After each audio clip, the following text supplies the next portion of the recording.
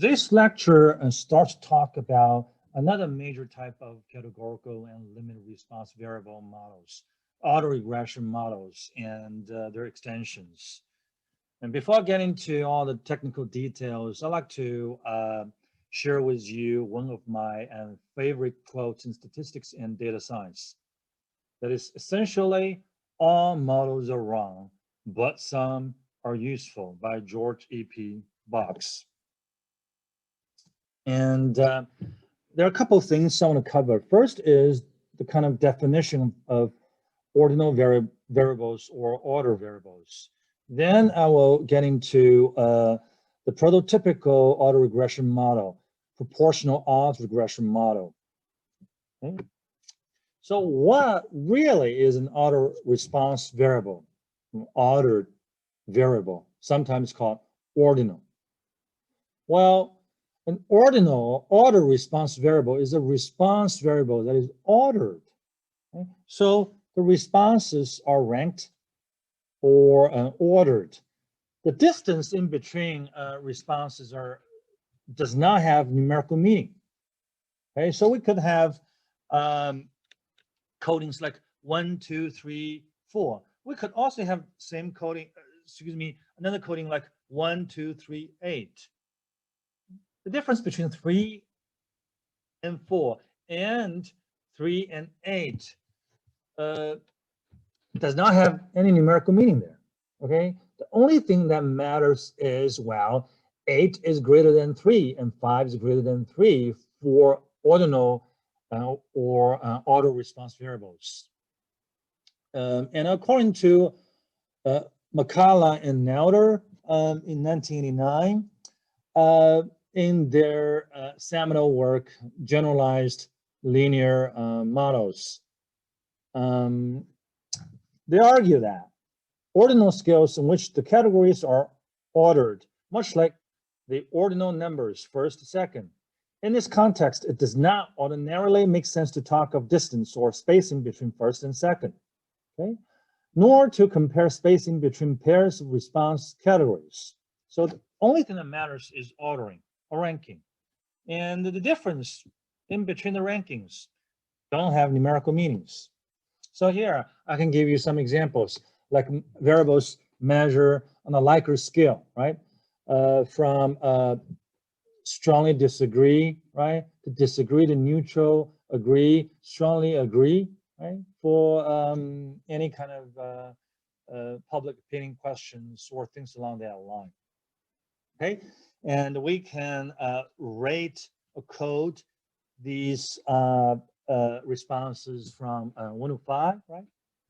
And also grouped continuous variables like income, right? From $0 to $5,000, from $5,000 to $15,000, and we can code them as 1, 2, 3, 4, etc. Blood pressure or sugar level, right? Blood pressure or sugar level, systolic and diastolic measures. Self-rated health or happiness, right? So for self-rated health, we could have excellent, very good, good, fair, and poor. For happiness, we could have, very happy, happy, not so happy. Okay? And we can also have educational attainment from, let's say, primary education to primary level education to secondary to tertiary. Right? And we can also have things like elementary education, middle school, high school, some college, graduate, and even professional and doctoral education. For the variables that I just talked about, they seem to be pretty straightforward in terms of measurement, but there could be complications in such ordinal measurement, okay? There could be different dimensions of an auto response. For example, for the very commonly used Likert scale, right? Strongly agree, agree, neutral, disagree, strongly disagree. We could have ordinal measures about attitudes toward a certain issue. And for example, respondents views about gay marriage, right? Either strongly agree, neutral, disagree, strongly disagree. And we would assume here the coding from strongly agree to strongly disagree is a measurement of respondents' favorability or disfavorability of their attitudes, right? What's missing here, actually, in the measurement is how about intensity? So if we're talking about intensity as opposed to attitudes from strongly agree to disagree, actually, we could go from neutral to agree and disagree, right? Kind of parallel. And then going to be the strongest response that is strongly agree, strongly disagree. So we go from neutral to moderate to strong. So here we have two dimensions, right, of measurement or two dimensions of ordinal measurement, right? So first we have attitudes towards certain issue, right? From strongly disagree to neutral to agree to strongly agree, right? It looks like unidimensional, okay, or unidirectional, right? From strongly disagree to agree, right? In terms of intensity about favorability of this issue or agreement with this issue. But also we can approach this question, this measurement from perspective intensity, right? So in the middle, actually, we have neutral at the very bottom. Then we have disagree and agree. Then the strongest would be strongly disagree and strongly agree. So here, two-dimensional. Looks like only one dimension, but could be two-dimension. And also, there could be other complications like the measurement, ordinal measurement could involve multiple data generation processes or contagions. For example, blood pressure, right? For blood pressure, we have diastolic and systolic two measurements, right? For diastolic, usually people should have 80 and below, of course, not supposed to be too low, right? And then above 60, right? 60 to 80. Then for systolic is probably from 90 to 120, considered to be normal. And for blood pressure, we can have hypotension, right? Let's say if your diastolic measurement is below 60 or systolic is below 90, then you could be considered having hypotension that is below normal range, right? And then, of course, we could have hypertension, right? HYPR tension. And before hypertension, we have this stage, right? Pre-hypertension. You're going in that direction. Then we have normal, right?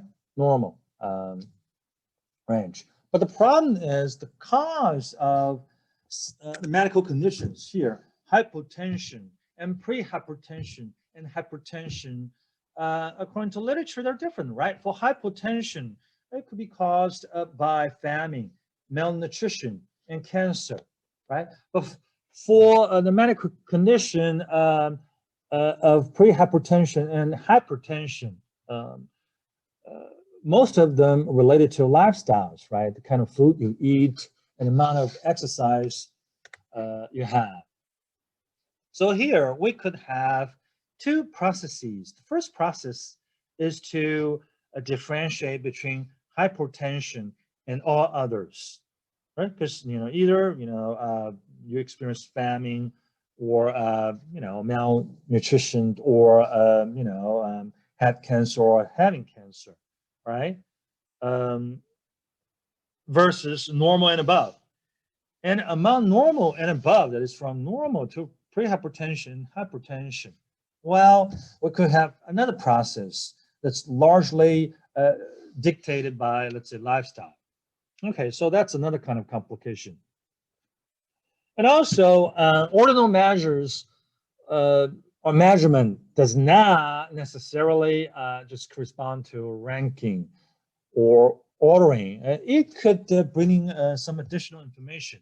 For example, educational attainment, right?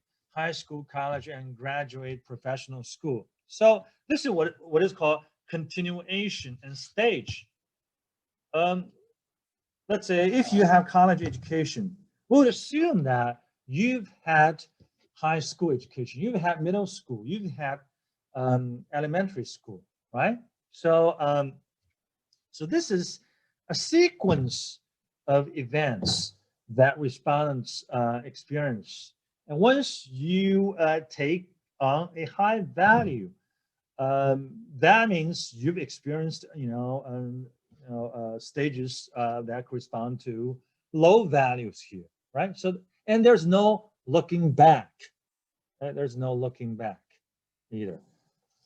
Okay, to better understand ordinal measure or ordered response variables, and here, again, we can take a latent variable approach to it.